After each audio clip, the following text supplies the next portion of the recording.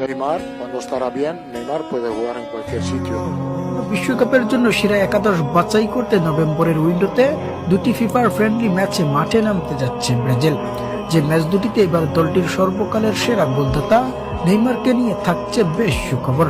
প্রদর্শক Carlo Ancelotti ব্রাজিলের ডাগআউটে আসার পরে থেকে এখন পর্যন্ত হলুদ নীল জার্সি গায়ে জড়ানো হয়ে ওঠেনি নেইমারের। বারবার ইনজুরির আঘাতে শেষ পর্যায়ে এসে একাদশ থেকে ছিটকে গেছেন এই ব্রাজিলিয়ান। তবে এবার এই তারকা সুপারস্টার ফিরতে যাচ্ছেন ব্রাজিলের মূল একাদশে, যেখানে বিশ্বকাপের জন্য সেরা একাদশ বাছাই করতে চলতি মাসেই দুটি ফ্রেন্ডলি ম্যাচে মাঠে নামতে যাচ্ছে ব্রাজিল, যার মধ্যে এই ম্যাচগুলো শেষে বিশ্বকাপের জন্য স্কোয়াড তৈরির দিকেই পা বাড়াবে কোচ কার্লো আনচেলত্তি, যেখানে এবার সেই একাদশে জায়গা পেতে নেইমারকে নিয়ে সুখবর দিয়েছে সান্তোস।